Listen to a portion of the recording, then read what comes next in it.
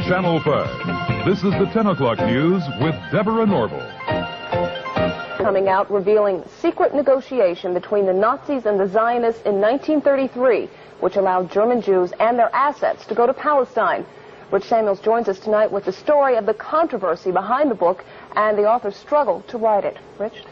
Deborah, with the rise of Adolf Hitler to power in the spring of 1933, the Jews of the world were faced with a dilemma.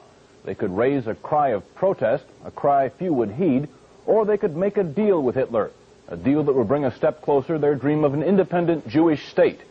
The choice they made was difficult and agonizing. This new book describes that choice.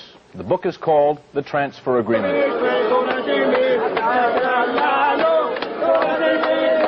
This is Israel a few days ago, the season of Passover.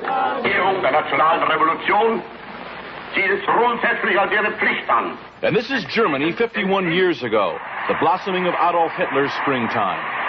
A key factor in the vitality of today's Israel, the book's author argues, was an agreement reached in 1933 between a group of Zionists and the man who would later try to kill every living Jew.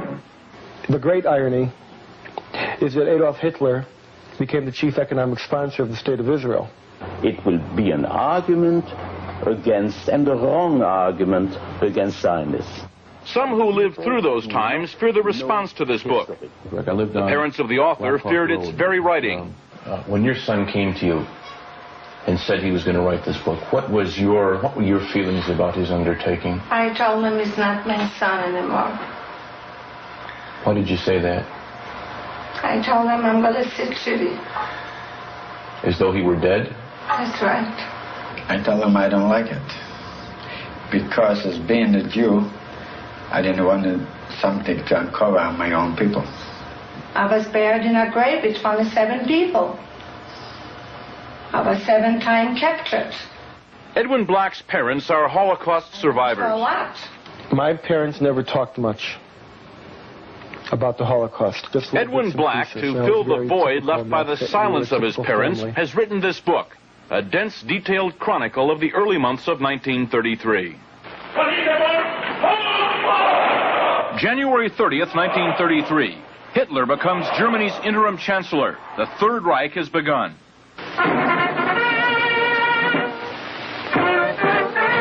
But in this country, on March 4th, attention is diverted by the inauguration of Franklin Delano Roosevelt. More power to you, President Roosevelt. The entire country's behind you, thrilled with hope and patriotism.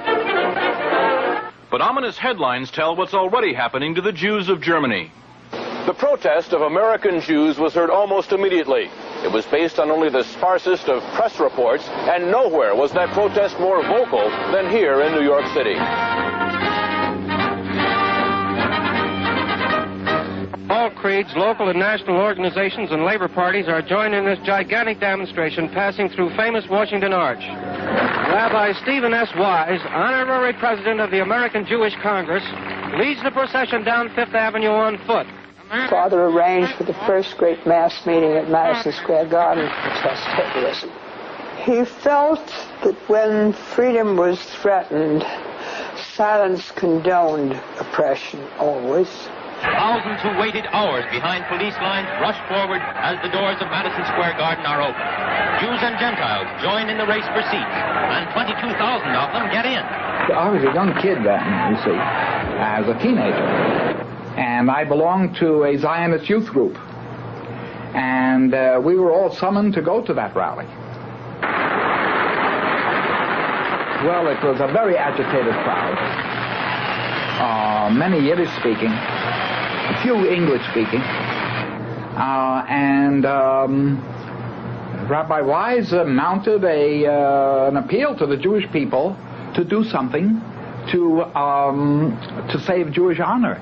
Most of the important, well-established Jews were very angry at him, said this was sensationalism, and that if anything happened to the Jews in Germany, the blood of the Jews would be on his head. Dr. Stephen S. Wise, rabbi of the Free Synagogue and the national leader of liberal thought, speaks in behalf of the Jews of the United States. This is not a Jewish meeting. This is the conscience of America making itself sind.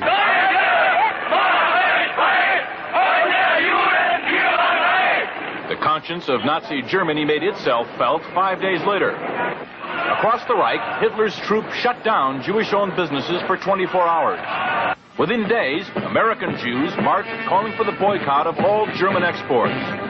Jews throughout Europe echoed that call. So did Jews everywhere.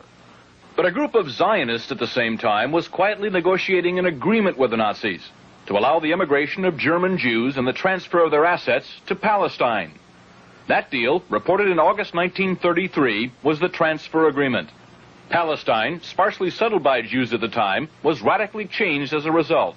I lived in Palestine from 1933 to 1936, and we saw every week transports of German Jews coming to settle in Palestine. And many new professions were introduced by them into the country, and they played a leading role in making Palestine then a more advanced and progressive country. Israel is really what it is because of the foundation laid by the Eastern European group, and then the lift toward an educated and well-organized government that came with the immigration of the German Jewish group. German Jewish settlement of Palestine was, for a time, official Nazi policy. These photos of Jewish life in Palestine, along with a lengthy text, appeared in 1934 in the Berlin paper Der Angriff. The publisher, Hitler's propaganda minister, Joseph Goebbels. A Nazi Visits Palestine was the title of the multi-part series. A medal was struck by Goebbels in commemoration. On one side, the swastika. On the other, the Star of David. Hitler demanded one concession for the transfer agreement, that the call for a boycott of the Reich, raised by Jews here and elsewhere, be rejected by the Zionists. The Zionists made that concession. And so, while Nazis were marching in Germany, and while Jews were marching here, diplomacy was running a more important story. In the Mediterranean, where the dream of a nation-state for Jewish people came a step closer to reality. The story in this book some will find hard to accept. I still feel the hurt. But after I read it, I said, I'm all with you. Go ahead and write it. Because everything was exactly what happened, and that's the truth, and you cannot deny it.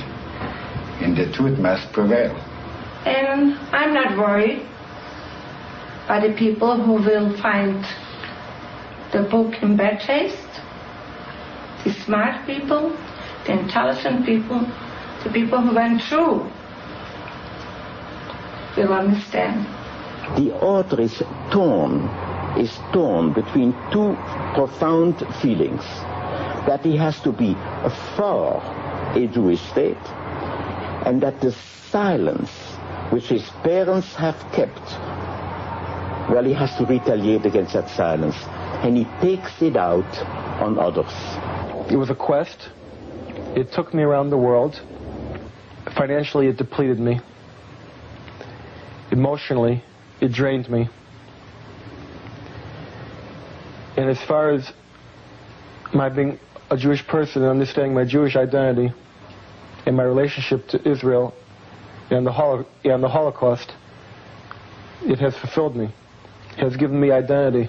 That he tries to exorcise his own demons by creating ghosts to visit the nights of others is really a very personal drama.